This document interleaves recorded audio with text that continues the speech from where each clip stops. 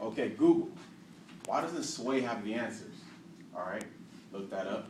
10 minutes go by, and now I'm 10 tabs deep, procrastinating my homework into some irrelevant task in which I probably shouldn't be looking into. Okay, now let's get back to work. Google. Why are the Russians and Syrian troops attacking Aleppo? Okay, we all can admit it. Google has helped us survive school, but let's take a second to think. Are we too dependent on the internet? From Googling homework answers to achieving a passing grade to watching a 12-minute Vine complication for mere entertainment. Or for simply Googling recent news from across the globe. I can honestly say us, as a whole, are too independent on the internet. Or even worse, are we addicted? In 2008, Emotion Pictures presented an award-winning documentary, Sprawling from Grace. It was directed by David M. Edwards. Edwards captured the fact that Americans have been lulled into a false sense of security by cheap energy that has allowed us to spread endlessly into our landscape. We are trapped behind the wheels of our automobiles, and for the most part, we are extremely dependent on those automobiles. With the demand for oil outpacing the Earth's ability to supply it, the suburban living arrangement will fail. It's like being trapped behind the wheels of our automobiles. We're imprisoned behind the vibrant iPhone 6 screens. And this indeed is a false sense of security to all by enabling us cheap shortcuts to information, which is causing us to depend less on our brain.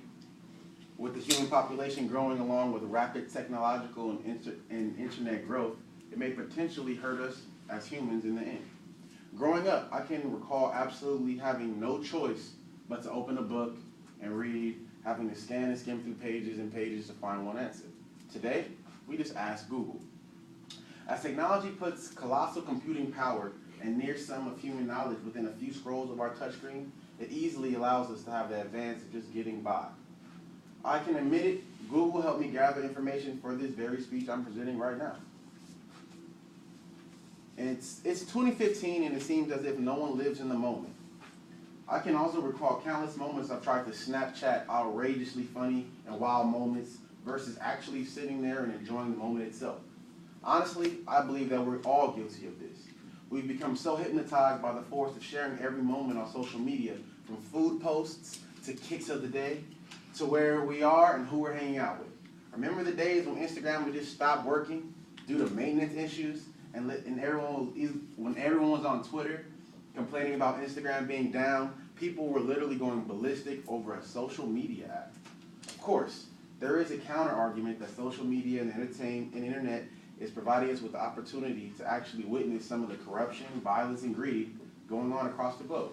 From police brutality to Islamic extremists to the certain cartel scandals, we are granted the opportunity to witness chaotic scenes that haven't been altered, and we're viewing cries and screams from millions across the world, giving us as individuals a chance to spark change. This is a revolutionary standpoint, and it's the internet itself.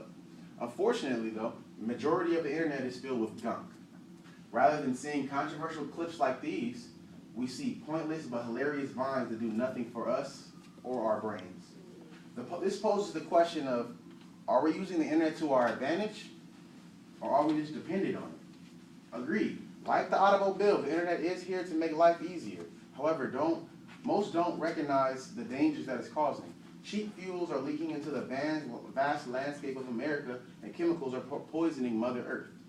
In my opinion, it seems like the Earth is becoming more and more dumb thanks to the internet and majority of its users providing easy access to information in an infinite amount of pointless distractions. We no longer actually read books. We just look at Spark Notes. We no longer feel the pages between our fingers. We just click the scroll down arrow. As a whole, we no longer do in-depth research, and instead we quickly hop on the internet and just search for whatever pops up instantly, most likely something on the first page within the first 10 results. What happened to discovery? In March of 2013, psychiatrists ruled the internet as an actual addiction and as a mental disorder, and ruled that social media can cause a couple of things, from low self-esteem to depression to actually anxiety in itself, which affects over half the population of the world. This study was conducted by numerous universities from Stanford, UCLA, Harvard to Isfahan University of Medical Science.